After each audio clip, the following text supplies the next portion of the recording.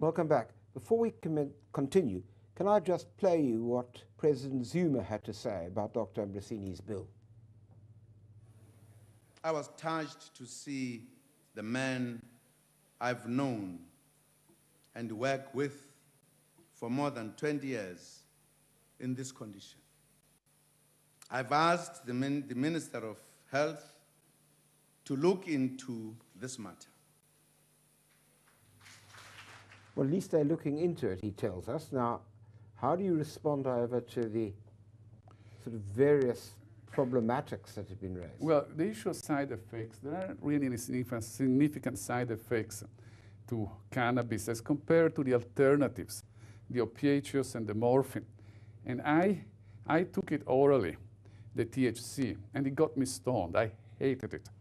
So I shifted to taking it rectally and epidermically, which completely bypassed the brain.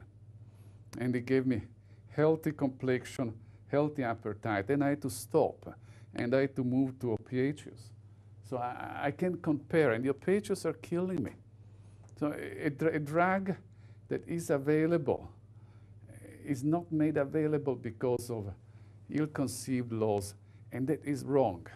And the entire argument that we are not making it available for medical purposes because it can be abused for recreational purposes is one that does not stand scrutiny, because it could be applied to any drug out there. Well, that's true, isn't it, Doctor? Isn't it true that all sorts of drugs can be subjected to abuse?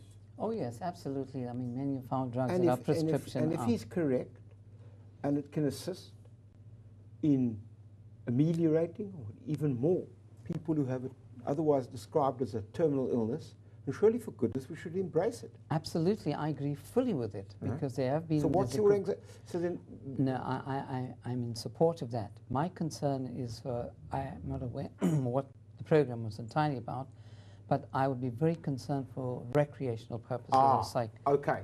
And do you think that there's a slippery slope there? Is that no, not at all. So you're happy to support his bill, but that's as far as you will go? The angle I'm coming from is that I'm aware of the dangers of it being used recreationally. So let's deal with that. But that shouldn't be the reason, and unfortunately, Dennis, that is the reason why there's so much of prejudice against cannabis. I've looked at its side effects, and I can tell you the side effects of cannabis used for a patient with cancer are far less hazardous than some of the chemotherapeutic drugs. Yes, well, that's what I was about to put to you, Absolutely. but you put that to me.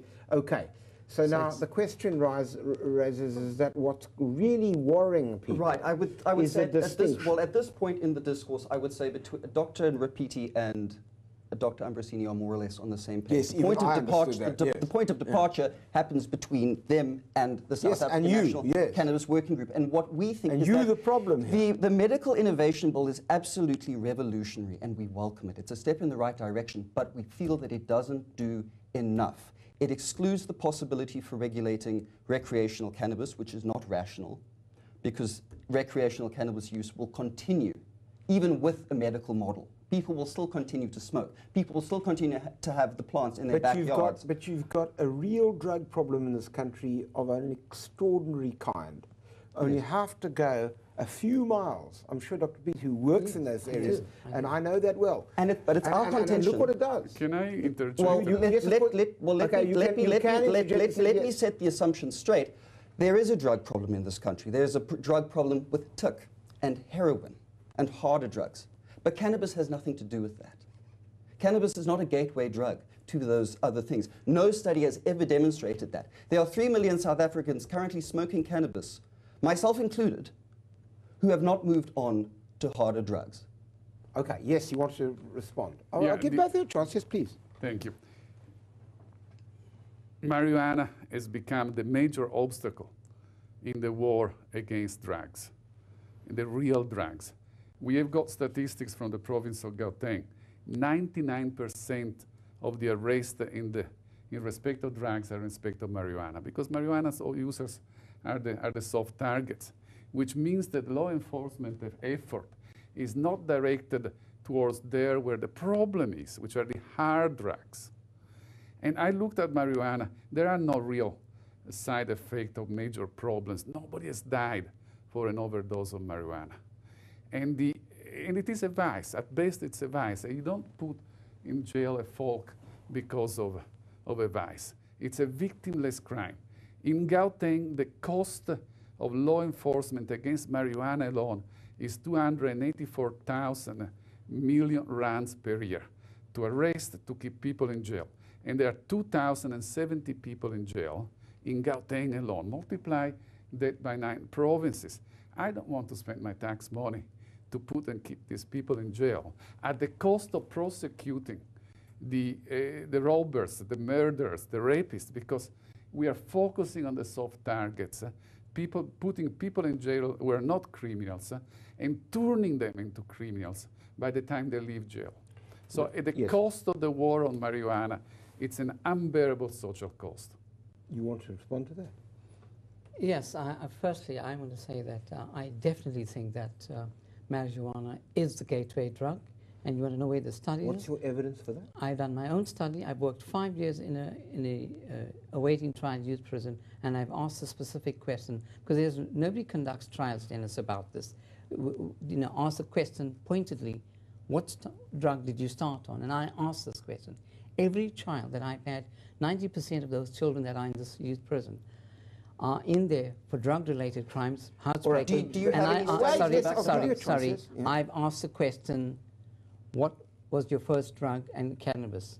And then from there, why did you leave cannabis? And there is enough evidence to say, for a young child, you got to understand, an adult and a child taking cannabis is two different. There's a lot of shaking of the head. There is so much wrong to unpack in everything that you're saying. I want to give him a chance, and you can respond. Carry on. Yes, Matthew. Let me finish what I'm saying. All right, okay.